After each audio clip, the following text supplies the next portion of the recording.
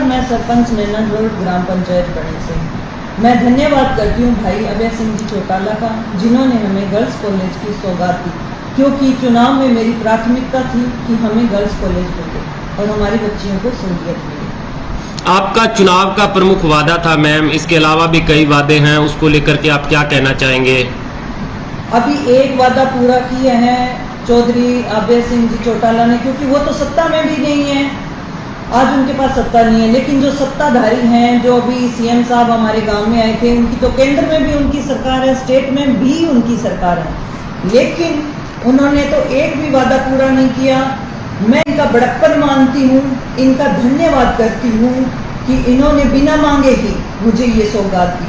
मतलब बिना मांगे ही मुझे इतना बड़ा जो मेरा वादा था, बिना मांगे ही मेरे आगे ये सब कुछ मेरे को दे दिया, मेरे को कॉलेज दे दिया मेरे गांव को, तो मैं इनका बहुत बहुत इनकी आभारी रहूंगी सदैव।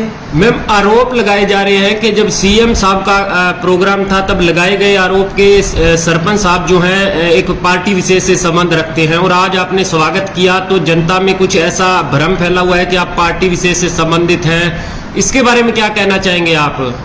देखो, मैं इस गांव की सरपंच हूँ।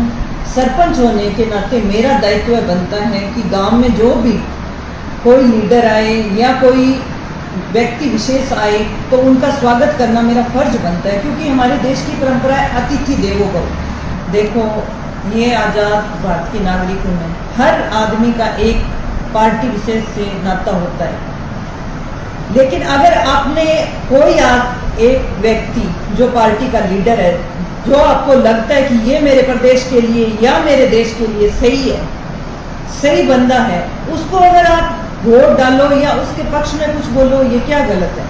क्योंकि मैं भी तो इसी देश की नागरिक हूँ। पार्टी विशेष से संबंध रखना, ये क्या आप बात कर रहे हो? आप किसी को वोट नहीं डालते क्या?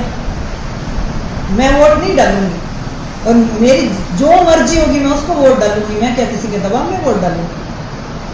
बात रही पार्टी विशेष से, तो हर आदमी किसी न किसी पार्टी से जुड़ा होता है।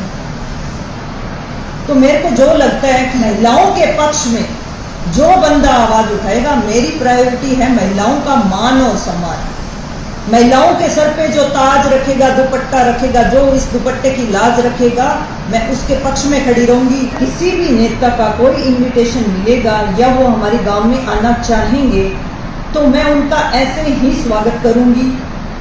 ये इन पार्टी विशेष के साथ नहीं, इनके साथ एक रिश्तेदारी भी है। मेरे मामा ससुर लगते हैं, तो इनके पैर छुए मैंने, तो उस नाते से पैर छुए, क्योंकि मैं इनकी बहू हूँ।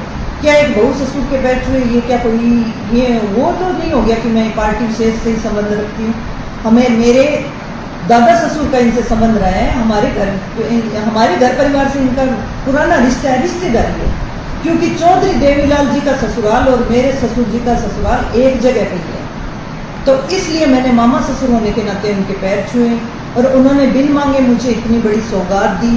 तो मैं ये कह रही हूँ कि सीएम साहब तो यहाँ आके कुछ नहीं दे पाए, साथ में उनकी तो केंद्र में भी सरकार थी, स्टेट में भी सरकार थी, उल्टे उन्होंने मुझे अरेस्ट करवाया, मुझे नजरबंद रखा, मुझे मजबूरन उनके कदमों में अपना दुपट्टा गिराना पड़ा।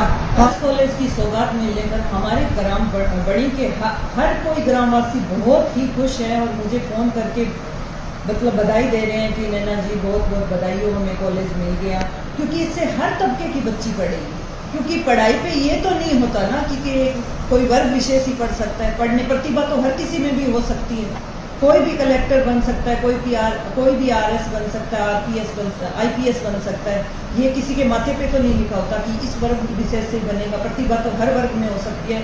आज इससे बेटियों को सहूलियत मिलेगी, माँ बाप को भी झिझक नहीं होगी दूर भेजने में कि रात हो जाएगी, पता नहीं बच्ची कैसे घर आएगी। तो आज ये सौगात मिलने पर मैं बहुत खुश हूँ, और मेरे ग्रामवासी भी बहुत खुश हैं, और समस्त ग्रामवासियों की तरफ से मैं फिर से एक बार चौधरी अभय सिंह चौटाला का धन्यवाद करती हूँ।